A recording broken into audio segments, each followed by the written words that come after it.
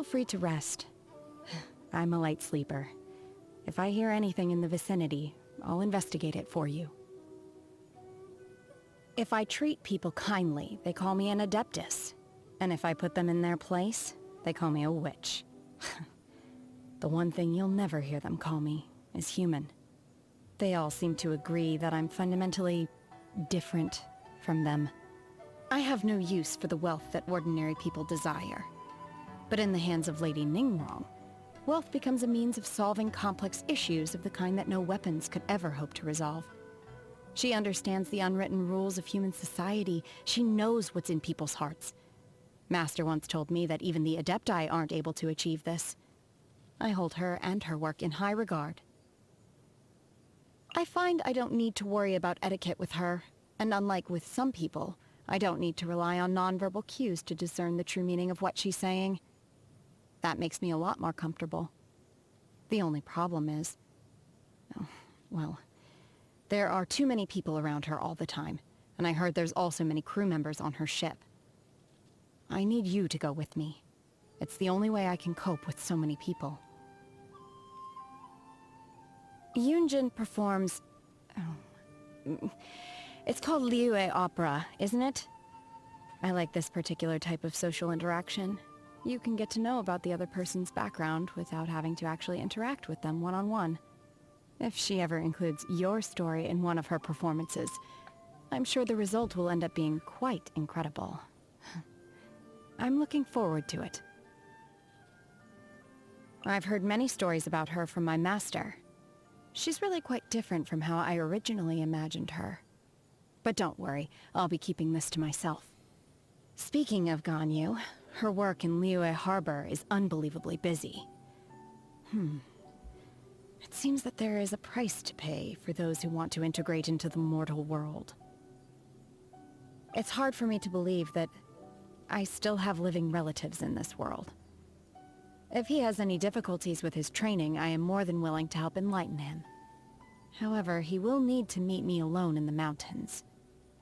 Their family is too... sociable. I wouldn't know how to turn down their invitations without being impolite.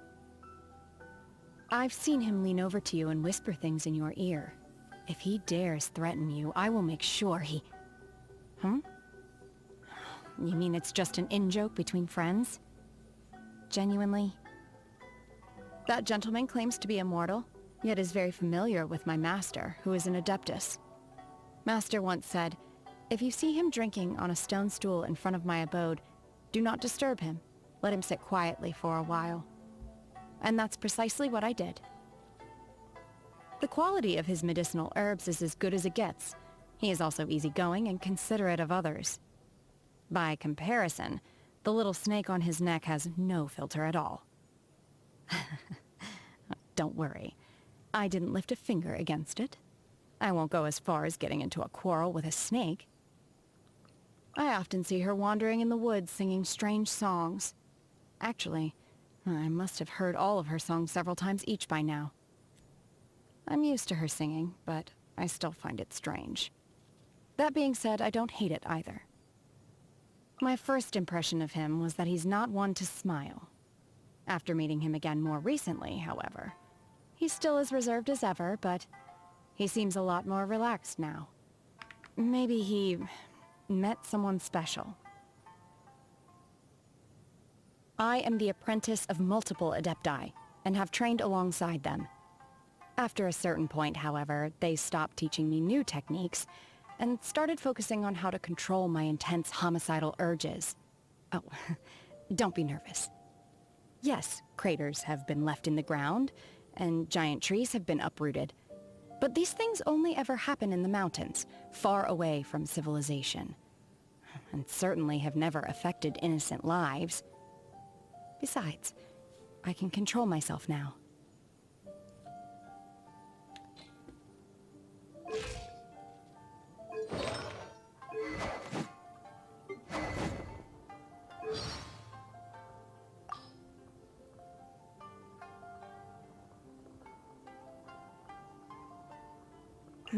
My vision?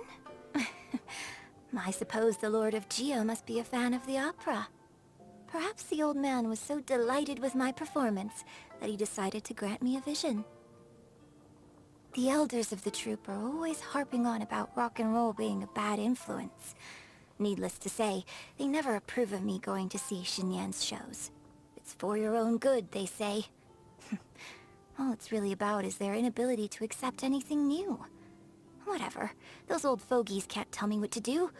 I'm going to keep rocking out at Xinyan's gigs, every week, and that's that. Ah, yes, Hu Tao. Very expressive face, and she has a sharp mind, too. You can be discussing the most mundane thing in the world, and she'll always bring out a string of witty remarks. I admire her a lot. There's never a dull moment when you have friends like her around. The customs of the opera are very particular, and are passed down from generation to generation. Sometimes, I find that I only know the hows, but not the whys behind what we do. But when speaking with Zhongli, Zhongli. it is abundantly evident that he knows the origins behind almost everything. Who wouldn't be delighted to have such a connoisseur in their audience? The Tianchan is a big spender, and has made several very generous donations to our troupe. I can only return her generosity by delivering my best possible performance. Oh, so you are also acquainted with Xingqiu? He is quite the clever one, and with a sharp wit as well. The moment you let your guard down, you're at risk of becoming the butt of one of his practical jokes. And don't say I didn't warn you. I have long since known the divine damsel of devastation, inside out, back to front, but it was only very recently that I learned that the divine damsel in question is actually a real person. Life is full of strange twists sometimes. My only hope is that she can find true friendship and never be lonely again. I have yet to see the Yuheng ever attend an opera performance.